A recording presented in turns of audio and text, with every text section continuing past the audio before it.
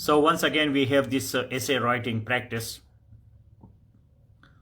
The more you write, the better you feel. It is like a running competition, a marathon. The more you are physically involved, the better you feel, and you may win the race, the competition. Same is the case with our mental muscles, the muscles of our mind. The more we use our muscles, the better that is. Utilizing your mind with the complex concepts, difficult exercises, that is training for your mind. And the more difficult things that you do, the better you feel. So do not go for easy things and simple notes and stuff like that, because that won't make you academic, that won't make you kind of professional or expert. So go for difficult things, research, very, very difficult writing and reading. Then you will feel yourself actualized, because you are doing something which is impossible, something which is very difficult. And you are touching it, you are doing it, you are trying, you are coming to it from one direction, another direction. And once you achieve it, once you accomplish, that is, such a great sense of satisfaction. Do not go for your comfort zone. Go out of your comfort zone, adventure, something risky, something difficult. And this way you can become a very good essay writer. Now, it is another opportunity that we are going to practice our essay writing, especially in the month of November. Our focus is on introductory paragraph. Only one focus, and that is introductory paragraph. We are not touching body paragraphs. We are not touching conclusion, just introductory paragraph. I hope I am audible and visible. If I am audible and visible, so like this video broadcast and share it in all safe WhatsApp and safe to Facebook group. In the 4 groups you have to share it, please. That is your assistance. When you do something for me, you also become happy, and you make someone happy, and this makes a virtuous cycle. Virtuous cycle. You are happy, I am happy, so we have a happy kind of atmosphere. And then we do a lot of things together as a team. This is the law of attraction. This is the virtuous cycle. And the magic formula is RETI. RETI. Can you write this magic formula? RETI. Somebody has shared in ELC. I got the notification. So what is RETI? This is the magic formula. You want magic? So here is the formula, which is RETI. What is RETI?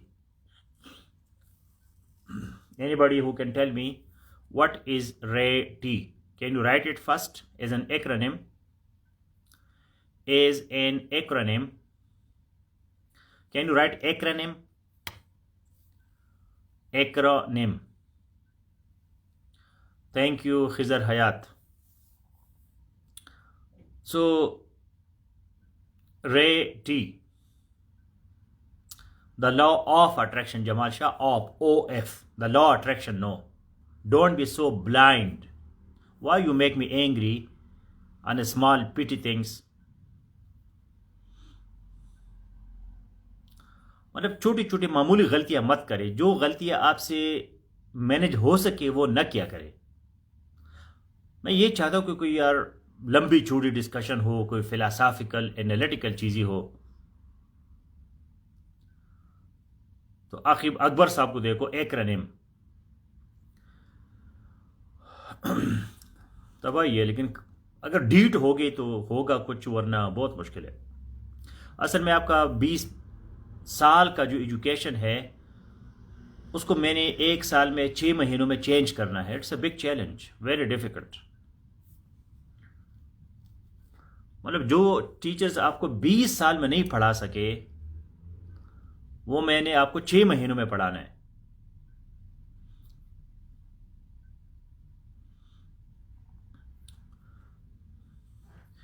Acronym.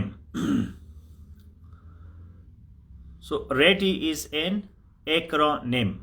As Sunny Prince told us, rationalism. Write it one by one. Can you write rationalism? Test your spellings. Test. Do things. Doing is such a great thing, you know. Do. One of the secret of my life is doing things. I do it. I do it. Many people have recognized my this capability. कि sir आप चीज के पीछे पड़ जाए तो फिर आप छोड़ते नहीं है। And they give me very difficult projects.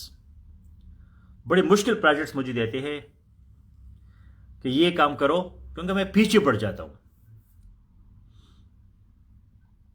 So doing is very important. Rationalism. Next is empiricism. Can you write the spelling empiricism? These words you will use in essay writing, because essay writing is technical writing.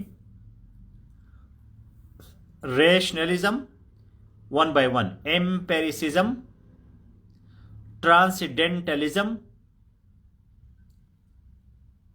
intuitionism. ये 4 अल्फाज आपको समझ आ गई ना, तो आज के लिए बहुत है। This is the magic formula. अब हम क्या करते हैं पाकिस्तान में, या ये जो तसव्वुफ मजहब वाले लोग हैं वो इस फार्मूले को उल्टा शुरू करते हैं। इसको किस तरह उल्टा कैसे होगा ये formula? Anybody can write it, the upside down. Upside down, इस फार्मूले का आप उल्टा लिखो। रेटी, रेटी को उल्टा कैसे होगा? RETI। तो उल्टा कैसे होगा? RETI। हम इसको कहते हैं IRER। इरर बन जाता है, इरर। नो, रेटी, तो ये बन जाएगा ITER, ईटर बन जाएगा, ईटर। हम क्यों नाकाम है? या एक CSS का कैंडिडेट है, या पाकिस्तानी है, या मुसलमान है, या अफ्रीका वाले है, ये जो थर्ड वर्ल्ड के लोग हैं, डेवलपिंग कंट्रीज है, तो वो नाकाम क्यों है? क्यों वो कनाडा, नॉर्वे, अमेरिका, जापान की तरह नहीं है? तो वो इसको क्या कहते हैं? ईटर कहते हैं। रेटी को ईटर करते थे। अब ईटर क्या है? इंट्यूशनिज्म। इंट्यूशन क्या कहते हैं? विजदान को, विजदान, चट्टी हेस, अंदर का रूह, इंसान। बाबा जी मुझे एमएनए बनाओ, बाबा जी मुझे मिलियनेयर बनाओ, बाबा जी मेरे लिए दुआ करो।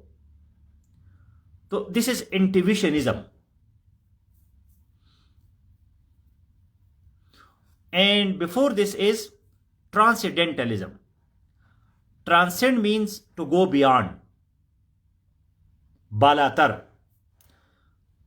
रूमी वगैरह, रूमी जो है, ये रहमान बाबा, इस तरह के लोग जो है वो क्या है? वो ट्रांसेंडेंटलिज्म में घूमते हैं। रहमान बाबा कहते हैं कि चिपयो कदम तर अर्श पुर रसी, माली दले दे रफ्तार द दरवेशानो। चिपयो कदम दर अर्श पूरी रसी, माली दले दे रफ्तार द दरवेशानो। कि दरवेश जो है वो एक लम्हे में आसमान पे पहुंच जाता है। अब ये क्या है? ये ट्रांसेंडेंटलिज्म है। ट्रांसेंड, बालातर। हम कहते हैं मैं जल्दी जल्दी आसमान पहुंच जाऊं। यार कोई मैजिक बताओ, कोई जादू बताओ, कोई तावीज़ करो, कोई अच्छे अच्छे नोट्स बताओ कि मैं CSP बन जाऊं, इन चक्करों से मैं बाहर निकल जाऊं। तो ये ट्रांसेंडेंटलिज्म है, हमने उल्टा शुरू किया है। और इसके बाद क्या है? एम्पेरिसिज्म। एम्पेरिसिज्म का मतलब है हवास, सेंसेस, अपने सेंसेस को इस्तेमाल करना। कुछ लोग होते हैं सेंसेस को इस्तेमाल करते हैं, आंखों से देखते हैं, कानों से सुनते हैं, लेकिन ऊपर का डब्बा जो है ये इस्तेमाल नहीं करते, जो रैशनलिज्म है। सो अब सिर्फ पीर मुर्शिद की बात नहीं है, हम वैसे ऐसे हैं कि भाई काम जल्दी जल्दी हो जाए, काम मेरा जो है वो जल्दी हो जाए, बगैर पढ़ाई की, बगैर स्टडी के, कोई ऐसा तरीका मैं ढूंढ ले। ये मेंटेलिटी है, बाकायदा एक एटीट्यूड है लोगों का। लेकिन फार्मूला क्या है? फार्मूला इज रेटी, RETI। रैशनलिज्म, रीजन, अपने माइंड को, क्रिटिकल थिंकिंग अपनी यूज करना है, पहले दिमाग को यूज करना, क्योंकि दिमाग एक ब्रेन है। जिस तरह कि मैं हाथ यूज करता हूं, I am using my hand, okay, I am going to take my tea, तो ये मैं अपने हाथ को इस्तेमाल कर रहा हूं, ये मेरे हाथ है, नेचर ने मुझे दी है, ये मेरे हाथ है, तो इसको मैं इस्तेमाल कर रहा हूं। नॉर्मल सी बात है, मैं चाय डाल रहा हूं,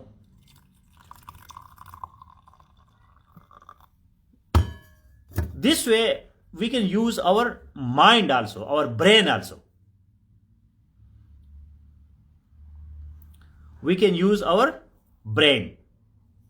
Now our people, they are interested in spirituality, tasawwuf।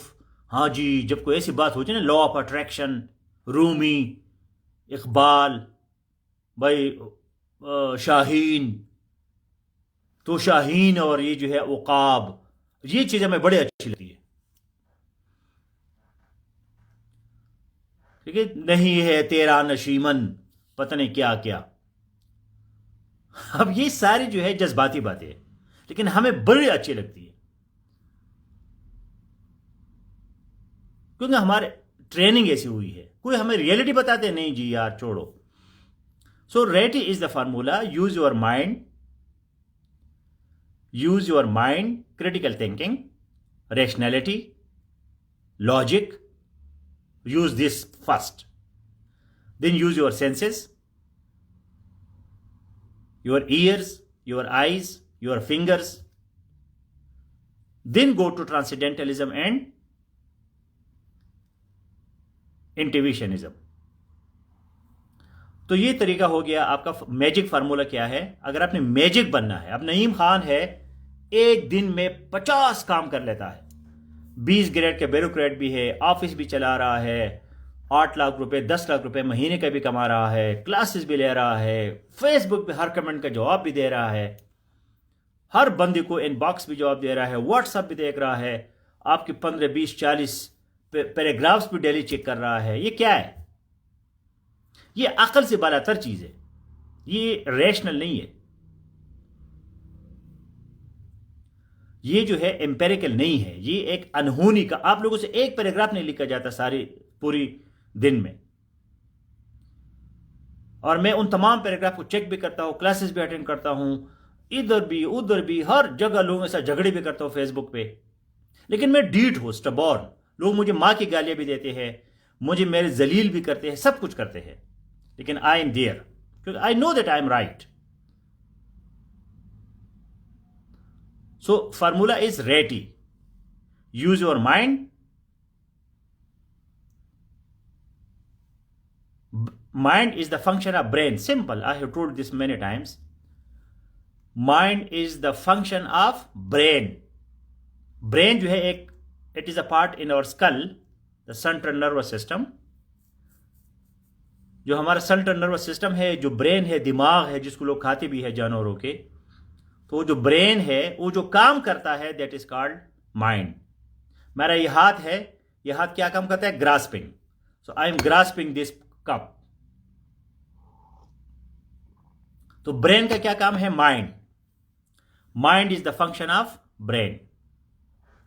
So after this introductory remarks about RETI, RETI is the magic formula. It cannot be the other way around. आप एकदम से जो है ट्रांसेंडेंटल या इंडिविजुअल नहीं बन सकते जब तक आप अपना दिमाग पहले इस्तेमाल करो, अपनी बॉडी को इस्तेमाल करो, फिर आपकी जिंदगी में मोजज़े होंगे, फिर ऐसे ऐसे काम होंगे कि आप यकीन भी नहीं करेंगे ये कैसे हो गया। मतलब मैं 70 कंट्रीज में गया, 9-10 लैंग्वेजेस बोलता हूं, इतने काम करता हूं, ये कैसे होता है? दैट इज रेटी, RETI। अगर दिमाग इस्तेमाल नहीं करेगा तो मोजज़े नहीं होंगे। अगर आपको मोजज़े चाहिए, आपको मिरेकल चाहिए, बड़े बड़े काम चाहिए, तो R से शुरू करो, RETI। Now let us come to the topic, which is introductory paragraph. Anybody can copy paste the topic. Please copy paste the topic as a comment and then go to Google and copy paste the syllabus of CSS essay syllabus. CSS essay syllabus. What Federal Public Service Commission is asking us? When you will be going,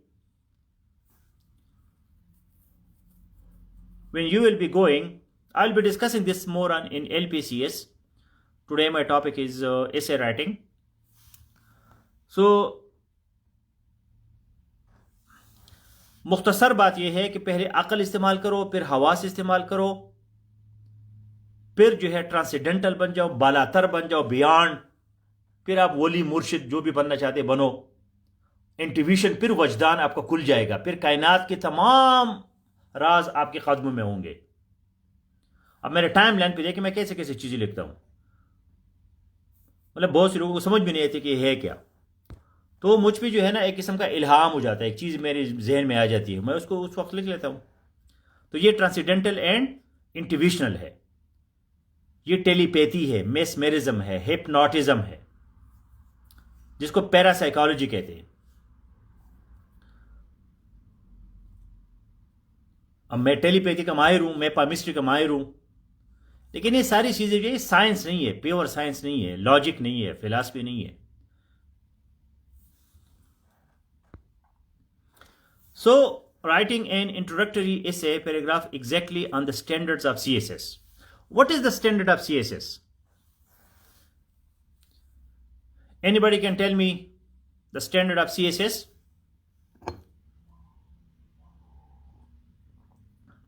What Federal Public Service Commission is asking us? In the month of November, we are focusing on introductory paragraph. Please be experts on introductory paragraph once we enter in the course of December. In the month of November, you have introductory paragraph, you have précis writing, you have half Western philosophers, and you have the first 3 topics of IR, which I am teaching you guys. I have already announced it, and I do what I say. Along with that, English language, parts of speech, sentence, and all these things. This is our November target. At the end of November, you will be having your monthly exam. Be ready for it. On this Saturday, you will be having a weekly exam. What we are teaching in essay, what we are teaching in press and composition, what we are teaching in SAFE 5, what articles I am sharing in SAFE 1, what I am teaching in political science, what I am teaching in IR. इन तमाम में आपका weekly test भी होगा और फिर monthly भी होगा. So be ready for that. Now, candidates will be required to write 1 or more essay in English and expected to reflect comprehensive research-based knowledge on a selected topic. Articulation, expression, and technical treatment of the style of English essay writing will be examined. So this is the requirement of Federal Public Service Commission. Can anybody, quick person, I want a fast, smart person who can make 1, 2, 3 of this. That what is Federal Public Service Commission asking us? Can you make bullet points in comment? Quick person, let us, hero of our today's class, कि ये क्या क्या requirements है. Read Federal Public Service Commission essay, CSS essay, and then tell us 1, 2, 3, 4. Write 1. 1, this is the requirement. 2, this is the requirement. 3, this is the requirement. And now these requirements you will be putting in your paragraph. So let us inculcate what is the demand of the examiner. Examiner हमसे क्या चाहता है या क्या चाहती है. उसके दिमाग में क्या है कि जब एक CSS वाला ऐसे जाएगा उसके पास, तो उसके दिमाग में क्या होगा. फेडरल पब्लिक सर्विस कमीशन बाकायदा उसको इंस्ट्रक्शंस भेजती है कि यार ये इंस्ट्रक्शन यदि पढ़ो, इस इंस्ट्रक्शन के लाइट में ये ऐसे चेक करो. तो वो इंस्ट्रक्शंस कौन से होंगे? 1, 2, 3, 4, 5, 6. Smart, quick person who can do it. Let us. And then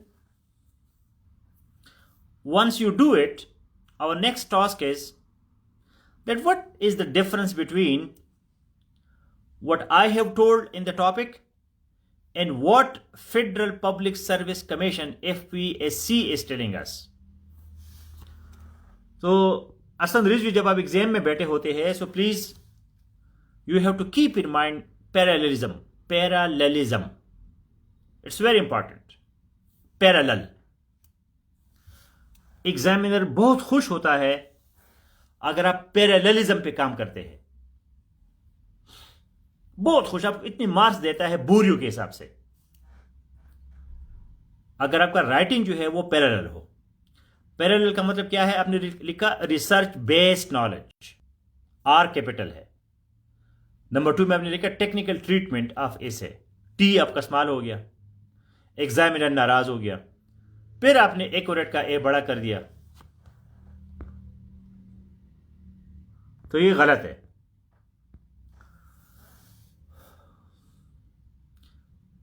English without grammatical mistakes, Shoaib Baluchi, अच्छी बात है, लेकिन ये फेडरल पब्लिक सर्विस कमीशन आपसे ये चीज नहीं मांगता, क्योंकि उसको पता होता कि यार ऐसे लिखना है, तो कम से कम आपकी अंग्रेजी तो 100% ठीक होगी.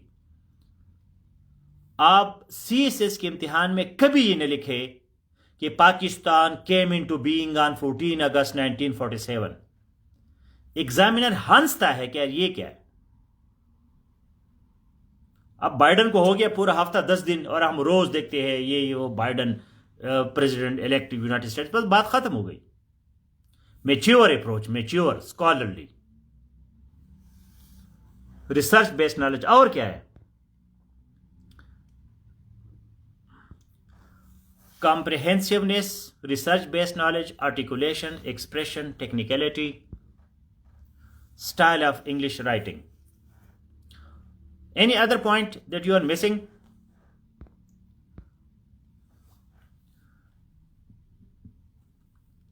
Reflection of comprehensive and research-based knowledge, articulation, technical treatment of the style of English essay writing.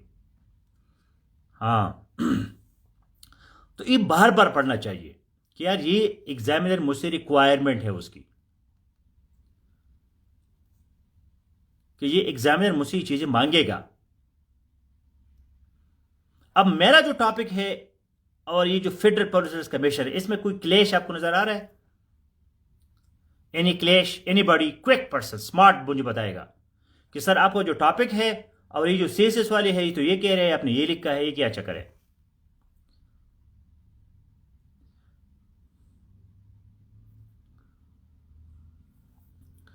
Hurry up.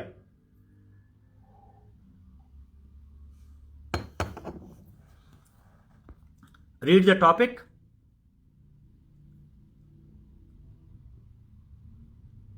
हाँ, ये एग्जामिनर रिपोर्ट आपको दिया है सनी प्रिंस ने. Very good. Proper beginning with a compact and elaborated topic sentence. that must reflect the candidate's clear understanding of the topic. Correct. Logical expression, standard sizing, avoidance of too much scholarship. हाँ, बहुत ज़्यादा scholarship भी नहीं होनी चाहिए कि बस आप बिल्कुल माकूल खान बने उसमें. Thorough acquaintance with the nature of questions. Quotation when used must be well placed and relevant. Impressive finish. हाँ. Non technicality. CS स्टोरी कहती है ये नॉन टेक्निकलिटी क्या चीज़ है.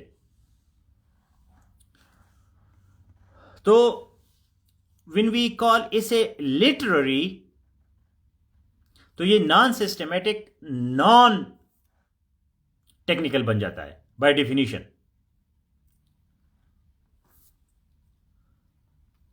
So literary means essay by definition is literary because it is part of literature. It is part of literature. CSS का essay बड़ी अजीब चीज है, इसको समझना बड़ा मुश्किल है. एक दफा आपको समझ आ जाए मेरा CSS कैसे हो गया कि मुझे प्रेसी का समझ आ गया था कि प्रेसी क्या चीज होती है. कोई प्रैक्टिस मैंने नहीं किया था. ऐसे कि मुझे समझ आ गया कि ऐसे है क्या, बस. बाकी तो आपने लिखना है, वही करंट अफेयर्स लिखने हैं, वही आपने पाकिस्तान अफेयर्स लिखने हैं, वही अखबार के आर्टिकल्स लिखने हैं. इसका कोई कोर्स तो है नहीं. और ये समझ बड़ी मुश्किल से आती है. It takes a lot of time to understand that what is essay, really what is essay. CSS essay. So CSS essay is the combination of literature plus science. Internationally, essay that is part of literature. पूरी दुनिया में essay जो है वो literature का हिस्सा है, literary by definition. लेकिन लिटरेचर आप 3 घंटे कैसे लिखोगे? आपके पास ना रिसर्च है ना डेटा है, आपने कहानियां तो लिखनी नहीं है. आमतौर पर ऐसे जो है वो कहानी होती है. जिस तरह के मूवी है, तो एक मूवी जो है, एक ड्रामा है, वो लिटरेचर है. उसका स्टार्ट जो है वो हमेशा कभी कभी एंड भी हो सकता है. जैसे आप ड्रामा शुरू करते हैं तो विलन और हीरो एक दूसरे को मार देते हैं, तो उसमें से एक या 2 मर जाते हैं, या पता नहीं चलता कि मर गया या वैसे बेहोश हो गया. एंड. ठीक है. फिर आपको पीछे ले जाते हैं जब हीरो जो है वो बच्चा था और आहिस्ता आहिस्ता जवान हो रहा था, फिर उसको एक लड़की के साथ इश्क हो जाता है, तो फिर विलन आ जाता है. तो ये जो है नॉन सिस्टमेटिक है ऐसे, क्योंकि ये लिटरेचर है. लिटरेचर में जरूरी नहीं कि आप कोई सिस्टम को फॉलो करें या टेक्निकलिटीज को फॉलो करें. इससे जो आम एसेज है CSS वाले नहीं, उसमें टेक्निकलिटीज को और सिस्टम को फॉलो करना जरूरी नहीं है. आप कहीं से भी शुरू कर सकते हैं. आपका इसे है डेमोक्रेसी ऑफ पाकिस्तान, तो आप जरूरी नहीं कि 1947 से शुरू करें या 1935 एक्ट से शुरू करें. 1935 एक्ट जो था वो 1956 तक पाकिस्तान का कॉन्स्टिट्यूशन था. 1956 में हमें असल आज़ादी मिली 23 मार्च. तो 23 मार्च 1956 is our Republic Day, when we were out of the domain status and we became republic. हम तो इतनी नालायक कौम है कि 47 से 56 तक हम अपना कॉन्स्टिट्यूशन नहीं बना सके. और जब कॉन्स्टिट्यूशन बना दिया तो वो भी 2 साल में फारिग, और जो दूसरा बना दिया वो भी जो है ना 2 साल भी नहीं चला. 73 का जो है वो 26 अमेंडमेंट के साथ अभी चल रहा है,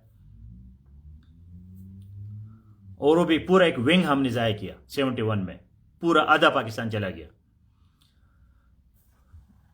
तो अब जब हम वैसे बातें करते हैं पाकिस्तान अफेयर्स में, तो ये एक सिस्टम को हमने फॉलो करना होगा टेक्निकली, कि 35 act, 1947 partition plan, 1950 objective resolution, 1956 constitution, 1962 constitution, 1973 constitution plus 26 amendments. ये टेक्निकली सिस्टम में आपने जाना होगा, पाकिस्तान अफेयर्स में या करंट अफेयर्स में। ऐसे में ये सिस्टम जरूरी नहीं है, लेकिन चूंकि सीएसएस का ऐसा है रिसर्च बेस्ड डेटा नॉलेज, वो आपने डालना है।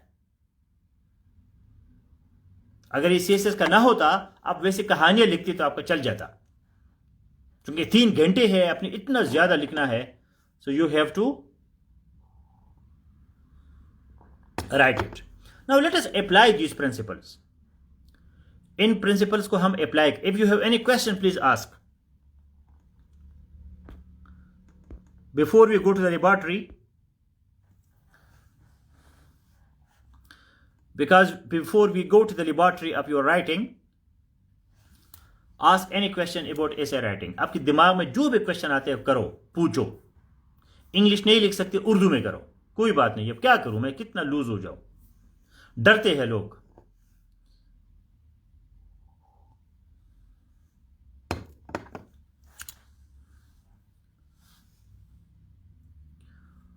Do you have any question or we should continue our discussions? ऐसे के बारे में आपके जहन में क्या क्वेश्चन आता है, क्या चीज है ये? सब कुछ क्लियर है या कुछ पता नहीं?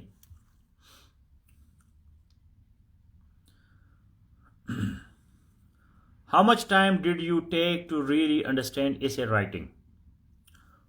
I just read the Webster dictionary, the definition of essay, and all these words are from the Webster: non-technical, unsystematic, literary, analytical, expository, argumentative. So these words are from Merriam-Webster dictionary definition of essay. It takes time, like analytical. So analytical is a big word. It is a small word, but it contains a big word. Analysis जो है, analyst, तज्जियाकार बनना। खबरें पढ़ना बड़ा आसान काम है, लेकिन उस खबरों को तज्जिया करना, उसका एनालिसिस करना, that is so complicated. So I might have taken like 4, 5, 6 months to really understand that what is an essay, how it will be। ये जो सर है ना, ये अमेरिकन यूज नहीं करते, अब हमारे यहाँ बहुत रिवाज हो गया, हर बंदा सर सर कहता है, लेकिन it is not part of the sentence. Sir जो है वो सेंटेंस का पार्ट नहीं है जमाल शाह। आपका सेंटेंस कहां से शुरू होता है? हाउ से शुरू होता है। अगर आप सर न भी लिखिए तो हाउ से शुरू करें, HOW। How it will be research based. अब रिसर्च में ई नहीं है। अब मैं ये ठीक करूंगा या आपको रिसर्च बताऊंगा? Research based because it is impossible on every topic. Now there are some topics which are indispensable. कुछ टॉपिक्स जो है वो indispensable है, unavoidable है। कौन कौन से है? एजुकेशन, इलिटरेसी, पॉवर्टी,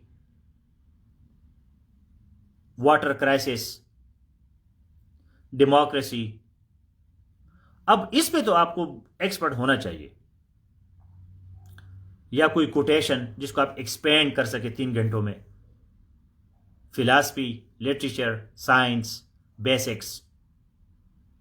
आप पुराने पेपर देखिए तो यही चीजें रिपीट होती रहती है, मुख्तलिफ वर्डिंग के साथ। Socio economic problems, import exports, Pakistan की, मतलब जो भी पाकिस्तान की प्रॉब्लम्स है, ग्लोबल वार्मिंग, क्लाइमेट चेंज। अब ये तो बेसिक्स है, इस पे तो आपको 3 घंटे लिखना जो है वो दैट इज मस्ट। मगर ये भी आप तैयार नहीं है तो फिर अपने इम्तिहान में जाके क्या करना है? मतलब एक बंदे को एजुकेशन पे लिखना नहीं आता,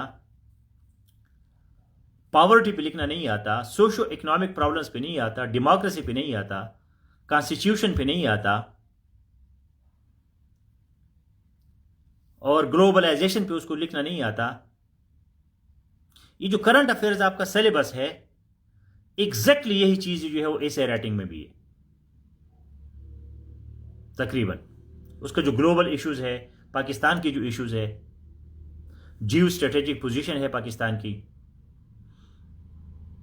तो इस पे कम से कम आपको 3 घंटे लिखना आना चाहिए। लेकिन नवंबर में जो हमारा टॉपिक टारगेट है, दैट इज इंट्रोडक्टरी पैराग्राफ। एक पैराग्राफ आपका वर्ल्ड क्लास सीएसएस क्लास हो जाए, और इसमें ईडियम्स आपने जरूर डालने हैं। एक ईडियम इंट्रोडक्शन में,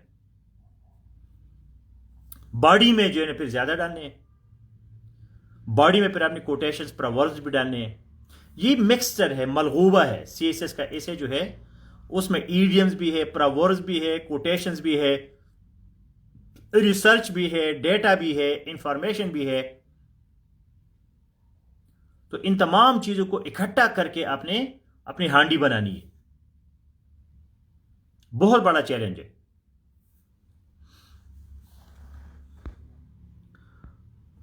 Can I use idioms and phrasal verbs in outline? No.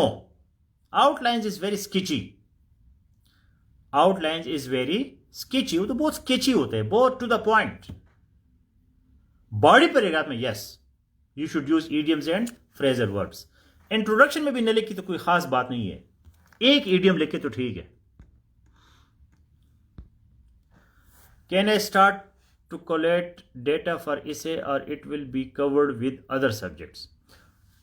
It should be covered with other subjects, but if you particularly focus on few 10-15 topics which we have shared in this group, इस group में हमने आपको कोई 15-20 topics दी है। ये जो मैं अभी बता रहा था, ये लिस्ट में भी आपको दी है, एक्सपेक्टेड एसेस।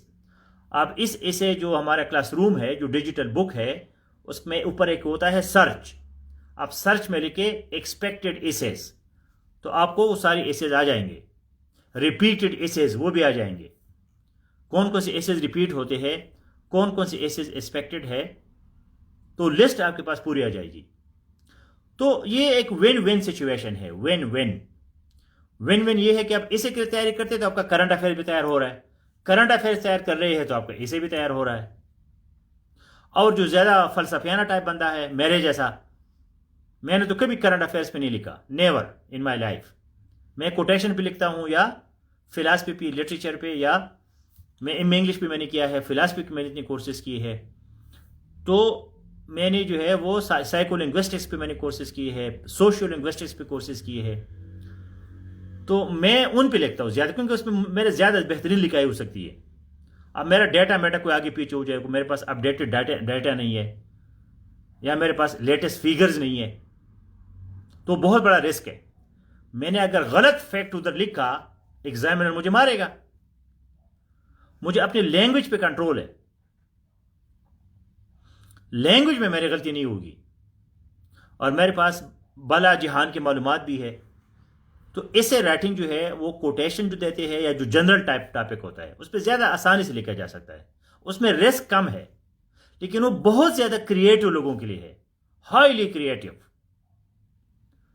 जो एवरेज किस्म के लोग हैं उनके लिए सेफ साइड यही है कि they should write on current affairs or issues based.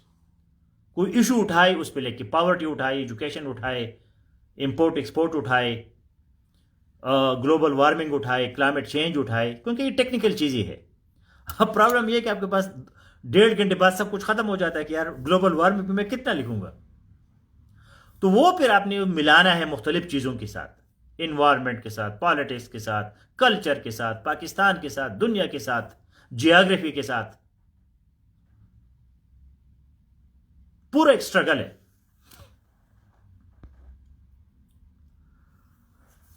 It is very difficult for me to start first line. Please guide me about starting point. Starting point, that is your topic sentence. That is, if you are writing on poverty, so you have to define poverty. What is poverty? What is your impression about poverty? In this group, I think in current affairs, I gave you a very good article from Britannica and some introduction to poverty. या education पे है.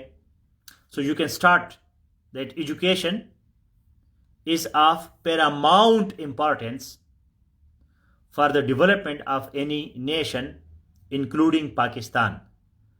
Paramount. Paramount. Without education, no country can progress. That's why we have to take our education system very seriously. ये आपने introduce किया, अब education का definition दे दो. Education is to bring proper change in behaviour. Education is character building. Education is personality development. Education is to impart and receive knowledge, skills and attitude. तो आपको जो भी एजुकेशन की डिफिनीशन याद है 3-4 वो लिखो. फिर जो है आपका थीसिस स्टेटमेंट आ गया कि education,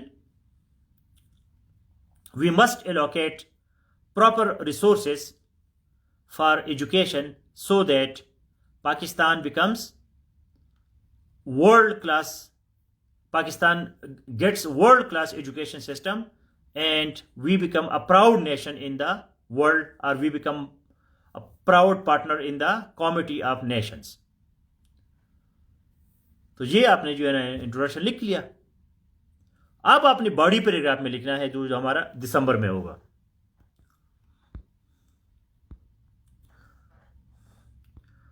Should I define the topic in intro? Yes, definition is important. लेकिन वो लगी पट्टी किस्म की, ड्राई किस्म की डिफिनीशन नहीं. आपने प्राइमरी स्कूल सेकेंडरी स्कूल वाला लैंग्वेज चेंज करना है. एजुकेशन इज डिफाइंड एज, ये मत लिख ले. As far as the definition of education is concern. इस तरह की चीजें नहीं, डायरेक्ट डिफाइन करो बस. ये लिखने की जरूरत नहीं है कि आप डिफिनीशन दे रहे हैं. वो अंडरस्टूड है. कुछ चीजें सीएसएस के लेवल पे अंडरस्टूड होती है, उसको बच्चों की तरह समझाना नहीं पड़ता. आज मुझसे एक बंदे ने पूछा, हमारा अभी क्या डेट है, आज 18 नवंबर है और 5 नवंबर से हमारे सिलसिला जारी है डेली पैराग्राफ का. Sir where should I post it? तो मैंने उसको क्या क्या आयरानिकली, भाई post it on the sky, आसमान पे उसको पोस्ट करो. 20 दिन गुजर जाते हैं, एक बंदे को ये पता नहीं होता कि यार ये जो मेरा डेली पैराग्राफ है इसको मैंने कहां पोस्ट करना है. तो ये बच्चों की बातें होती है. कुछ चीजें जो है वो अंडरस्टूड होती है. हम सेफ में आपको बच्चों की तरह नहीं समझाते कि जी फलान जगह ये है, फलान क्लास ये है, ये है. आप खुद जो है कर कर कर कर करके चीजों को समझने की कोशिश करते हैं कि यार ये क्या चक्कर है, कौन सा जो है ना टॉपिक किधर है, कौन सी क्लास किधर है, कौन सा टीचर क्या पढ़ाता है, क्या हो रहा है. तो जब आप खुद इससे गुजर जाते हैं, experiential learning, then you become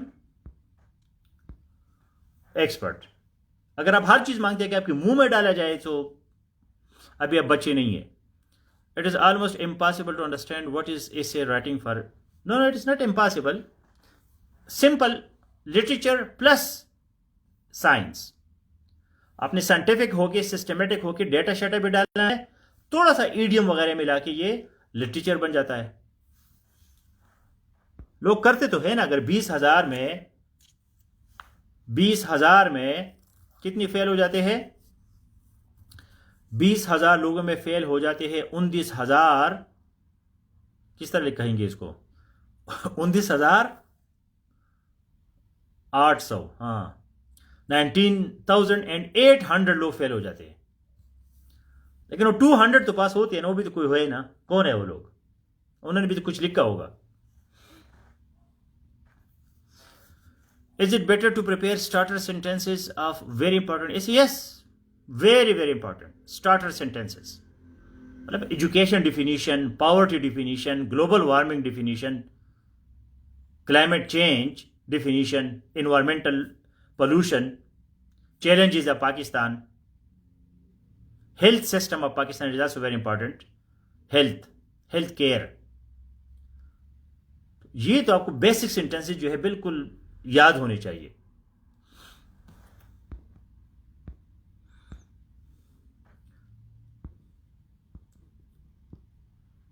What is your formula to write a paragraph as many people? मेरा फार्मूला ये कि अपना ग्रामर पहले ठीक करो प्लीज. शोएब बलोच, ग्रामर पे नो कंप्रोमाइज. मैंने बहुत से लोग देखे हैं कि उनकी अंग्रेजी ठीक होती है, करेक्ट लिखते हैं, बिल्कुल खड़क किस्म की अंग्रेजी, वो इतने अलामा नहीं होते, वो CSS कर जाते हैं। मेरा खुद एक PhD का फिलासफी कर रहा था, वो फेल हो गया। आम लल्लू पंजू किस्म के लोग हो गए क्योंकि उनकी इंग्लिश ठीक थी, करेक्ट इंग्लिश। अब आप ये लिखो कि मैनी पीपल सेज, तो एग्जामिनर का एतमाद आपसे उठ जाएगा, खत्म। जब वो पीपल सेज देखेगा तो वो मजीद नहीं पढ़ेगा आपका, बिल्कुल आपको 5 या 2 या ऐसे खुश करने के लिए 2 नंबर दे देगा, आगे नहीं पढ़ेगा। ये बंदे से काबिल ही नहीं है जिसको ये नहीं पता कि पीपल से होता है या पीपल सेज होता है, इसने आगे क्या लिखा होगा। मतलब एक बंदा जो 2 से विचार नहीं कर सकता तो उसको हम क्या रिस्पॉन्सिबिलिटी देंगे।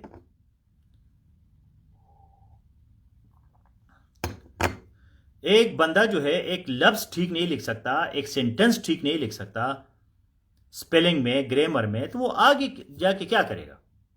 इतनी चीज उसको नजर नहीं आती तो बड़े बड़े मुल्क के मसाइल कैसे हल करेगा। तो ये बहुत इंपॉर्टेंट है। What is your formula to write a paragraph as many people say. अब ये क्या हो गया, पीपल से जो है ये हम ग्रामर किस लिए पढ़ते हैं, इसी दिन के लिए पढ़ते हैं। प्रॉब्लम यह है कि हम ग्रामर समझते हैं लेकिन उसको अप्लाई नहीं करते। ठीक है, ये डायरेक्ट इनडायरेक्ट स्पीच हम क्यों पढ़ते हैं। डायरेक्ट स्पीच में जब हम सेज कहते हैं या से कहते हैं तो फिर उसके बाद डबल कोटेशन शुरू हो जाते हैं। डबल कोटेशन में हम इस सेंटेंस को बंद कर लेते हैं। अगर हम दैट लगाते हैं तो इनडायरेक्ट हो जाता है और फिर टेंस जो पास्ट में चला जाता है। ये डायरेक्ट और इनडायरेक्ट के बेसिक प्रिंसिपल्स है। So many people say that, अब इसको खूबसूरत बनाओ, student should start with topic sentence then supporting sentence do shed light. अब डू शेड लाइट की क्या जरूरत है, शेड लाइट सिंपल लिखो, shed light on how to write good paragraph. 50 दफा मैंने आपको यही बात की है कि भाई आपका हुक, बैकग्राउंड इंफॉर्मेशन और thesis statement, this is called introductory paragraph. अब ये आपकी जो पीपल है वो भी वही बात करते हैं। आपका टॉपिक सेंटेंस क्या है, आपका टॉपिक सेंटेंस जो हुक है, टॉपिक जो शुरू करते हैं वहां से आप हुक उसको पकड़ते हैं। फिर सपोर्टिंग सेंटेंसेस क्या है, आपका बैकग्राउंड इंफॉर्मेशन है। लास्ट सेंटेंस जो है वो क्या है, वो आपका थीसिस स्टेटमेंट है। पश्तो में कहते हैं कि द्रेशले औष्पेता यवी, द्रेशले औष्पेता यवी, कि 3 दफा 20 और 1 दफा 60 एक चीज है। कान को इधर से पकड़ो या उधर से पकड़ो, एक ही चीज है। तो और क्या शेड में करूं, लोड शेडिंग तो नहीं है, और अब इसको करना है।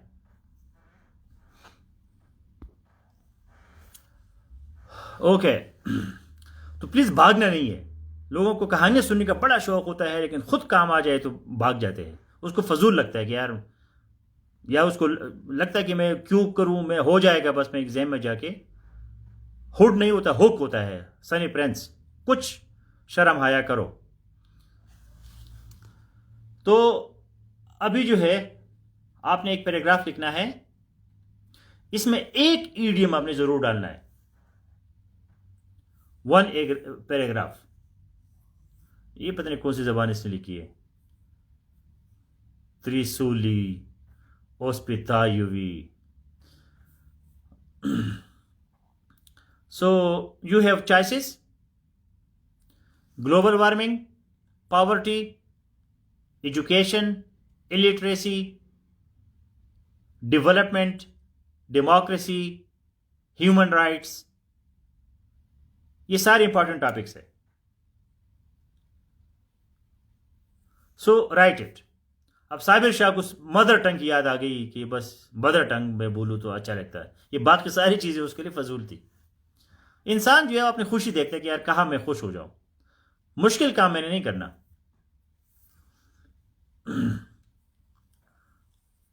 So please right the topics. Human rights, right it. अब देखो ना, पहले हमारे 28-29 लोग थे, अब 24 हो गए। नहीं करना चाहते खुद काम। तो ये अगर आइसबर्ग फार्मूले में न देखते तो मतलब मर जाता टेंशन से।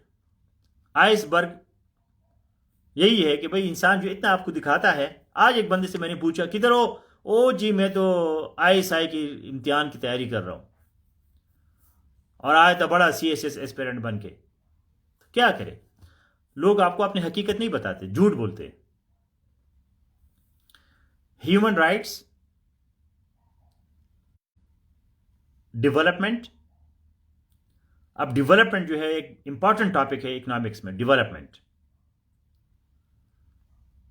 Global warming, poverty alleviation, poverty alleviation,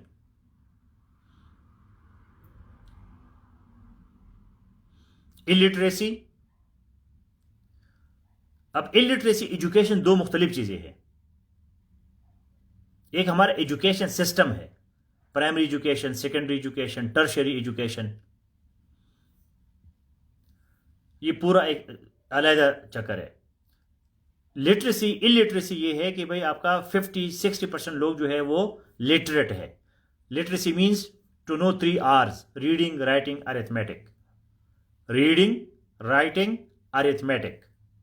reading, अपना नाम पढ़ सकते हैं, अखबार पढ़ सकते हैं। राइटिंग जो है अपना नाम लिख सकते हैं। और अरिथमेटिक 2 + 2 = 4, ये उनको पता होता है।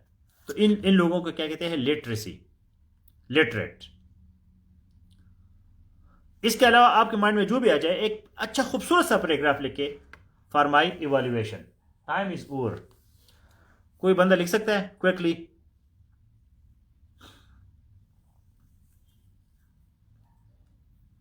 कोई 3-4 सेंटेंसेस लिखे and then we go to current affairs, IR।